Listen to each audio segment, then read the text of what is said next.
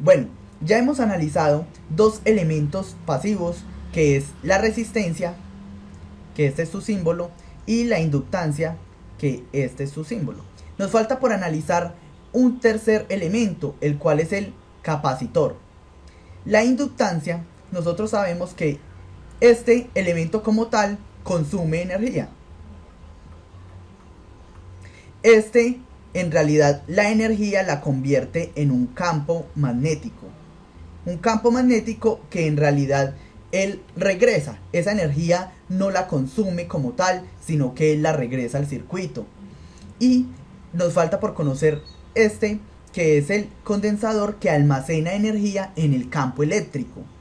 ¿Y cómo almacena energía? Entonces, un capacitor es en realidad dos placas paralelas. Bueno, perdón por el dibujo, no soy un experto dibujando, pero bueno, trato de hacerlo. Entonces acá tenemos, suponemos que esto de acá arriba es una placa y acá abajo tenemos otra placa. Entonces vamos a asumir que vamos a tener, y esto es un dieléctrico o un aislante. Vamos a asumir que tenemos una tensión, la cual se la vamos a aplicar a esas dos placas. Esas placas lo que hacen, al tener la tensión aplicada, al tener una tensión aplicada, esas placas empiezan a cargar eléctricamente. Podemos decir que esta se carga con un valor positivo y esta con un valor negativo. Las placas empiezan a almacenar energía. ¿Energía cómo? Empiezan a almacenar cargas acá. Cargas positivas o ausencias de cargas negativas, y aquí cargas negativas. Empiezan a almacenar. Y nosotros podemos asociar el capacitor con una ecuación, que la carga eléctrica es proporcional a la tensión que se le aplique. Quiere decir, la carga que el capacitor puede almacenar va a ser proporcional a la tensión que usted le coloque en sus extremos. Pero entonces, como hemos visto en las otras ecuaciones, bueno, la proporcionalidad antes se utilizaba así, pero cuando apareció Newton, entonces ya la matemática se volvió mucho más especializada y esto tocaba convertirlo en una igualdad. Entonces la carga es igual ¿a qué? A un factor. ¿Qué factor falta ahí? Un factor C, que va a ser la capacitancia por la tensión. Ese es el factor que iguala nuestra ecuación, la capacitancia. Esta capacitancia se mide en farads, es la unidad, los farads. Y por relación, si pasamos esta tensión acá, usted va a ver que un farad es en realidad un coulomb sobre un voltio. Un coulomb voltio es un farad. Entonces, esta capacitancia es la que nos dice qué tanta energía puede almacenar el capacitor. Entonces, como dice en el libro, la capacitancia es la proporción entre la carga en una placa de un capacitor y la diferencia de tensión entre las dos placas. Entonces, ya que tenemos una ecuación que me describe el comportamiento del condensador y cómo almacena energía o cómo almacena carga, tenemos que decir que la capacitancia, pues nosotros sabemos que es la proporción entre la carga y la tensión, pero la capacitancia como tal no depende ni de la carga ni de la tensión. Pero entonces ustedes se preguntan, venga, este man está hablando enredado. ¿Cómo así? La capacitancia depende de la carga y de la tensión, pero a la vez no depende. Sí, no depende. ¿Por qué no depende? Porque cuando se va y se mira el condensador pues tiene unas placas. La capacitancia va a depender es de la construcción del condensador.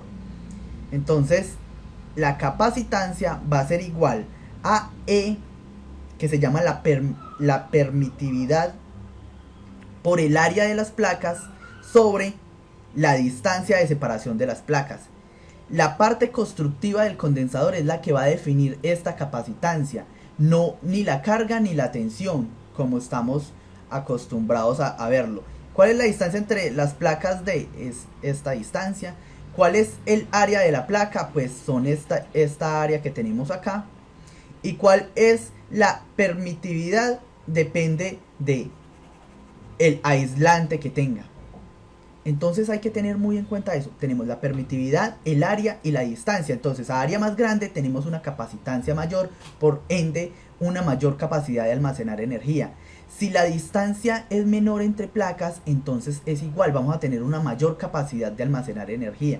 Y la permitividad del aislante es una característica física del aislante como tal. Entonces si es mayor, si esta permitividad es grande, entonces la capacitancia va a ser grande.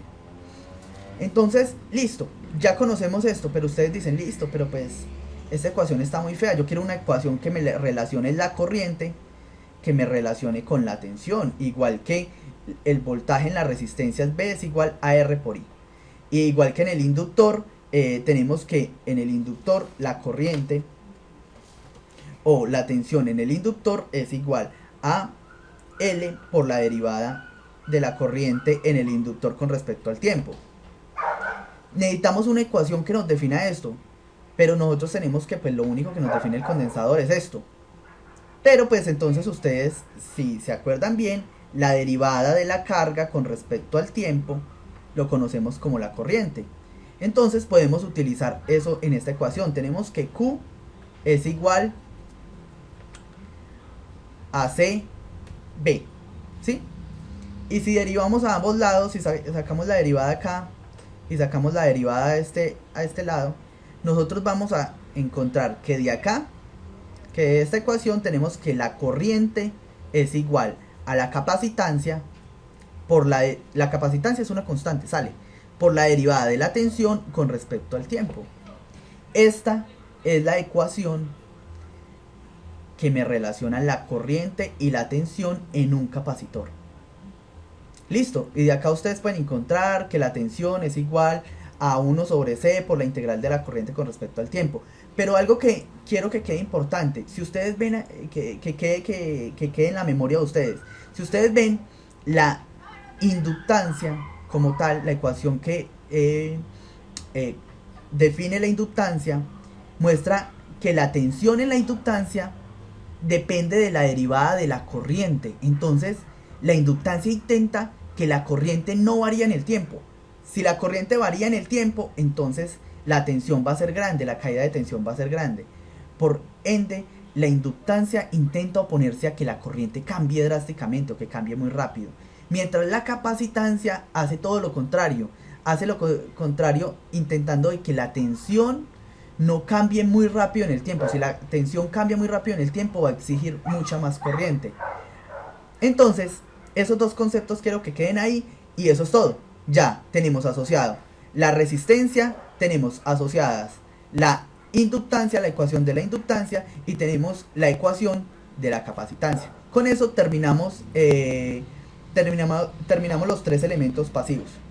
Ya con eso ya podemos entrar a mirar cómo resolver circuitos, cómo empezar a atacar el problema eléctrico. Espero que esté muy bien, que hayan entendido y nos vemos en el próximo video.